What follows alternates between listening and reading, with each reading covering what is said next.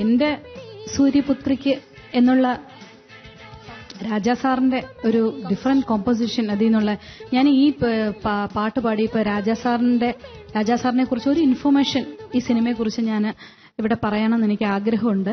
ഈ സിനിമ ഞാൻ കണ്ടോണ്ടിരുന്നപ്പോൾ, അതായത് ടിവിയിൽ വന്നപ്പോൾ കണ്ടോണ്ടിരുന്നപ്പോൾ, ഇതിന്റെ ഇടയ്ക്ക് ഒരു സെക്കൻഡ് ഹാഫിലാണ് ഒരു റീ റെക്കോർഡിംഗ് പോകുന്നുണ്ട്. ഒരു വയലിൻ പീസ് പോകുന്നുണ്ട്.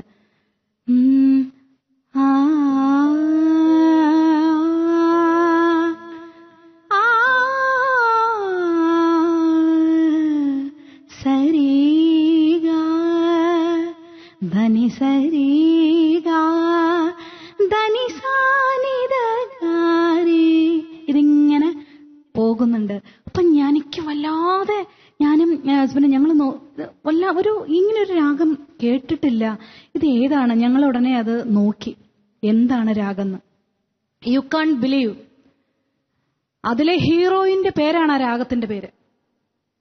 ഹീറോയിന്റെ പേര് അതില് മായാവിനോദിനി, ഈ രാഗത്തിന്റെ പേരും മായാവിനോദിനി. ഒരു കമ്പോസർ എത്രമാത്രം റിസർച്ച് ചെയ്തിട്ടാണ് അദ്ദേഹം ആ ഒരു സിനിമയിലെ ആ ഒരു റീ റെക്കോർഡിംഗ് ചെയ്തിരിക്കണമെന്ന്. കാരണം ഇത് എത്ര പേര് കണ്ടുപിടിക്കുന്നറിയില്ല, പക്ഷെ എന്നെ പോലുള്ള ആൾക്കാരും ഉണ്ട്. ഞാനത് അടുത്ത രാജാ സാറിന്റെ ഒരു റെക്കോർഡിങ്ങിന് പോയപ്പോ ഞാൻ ആദ്യം 2 വട്ടം നമസ്കരിച്ചു രാജാ സാറിനെ.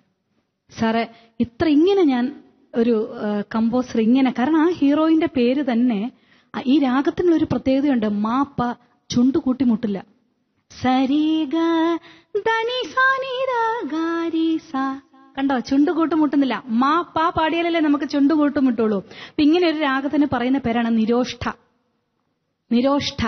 നിരോഷ്ഠ ഗ്രൂപ്പ്. വി ഹാവ് 36 നിരോഷ്ഠ രാഗാസ് ഉണ്ട് നമുക്ക് മീൻസ് ക്ലാസിക്കൽ മ്യൂസിക്കില് 36. അതിലെ ഒരു രാഗത്തിന്റെ പേരും നിരോഷ്ഠ എന്നാണ്. അപ്പൊ ഈ നിരോഷ്ഠ രാഗത്തിന്റെ പേര് മായാവിനോദിനി. അപ്പൊ ഞാൻ അദ്ദേഹത്തോട് ചോദിച്ചു, സാറ് ഇങ്ങനെ എത്രമാത്രം, ഞങ്ങൾക്കൊക്കെ അത് ഭയങ്കര സന്തോഷമായി, ഇങ്ങനെ ഒരു രാഗമൊക്കെ അതിൽ ഇട്ട് വയലിൻ വായിക്കണം ബിറ്റ് വെച്ചത്. അപ്പൊ സാറിങ്ങനെ കാണിച്ചു, എല്ലാം ആണ്ടവൻ செயൽ എന്ന് പറഞ്ഞു. ഇപ്പൊ ഈ എന്റെ സൂര്യപുത്രിക്ക് ഈ പാട്ടെടുത്ത് പാടിയതുകൊണ്ട് ഇതൊരു ഇൻഫർമേഷൻ, നിങ്ങൾക്കെല്ലാം ഒരു നല്ലൊരു ഇൻഫർമേഷൻ ആണിത്. അപ്പോ സരിഗ അടിച്ചു പൊളിച്ചു, നന്നായിട്ട് പാടി.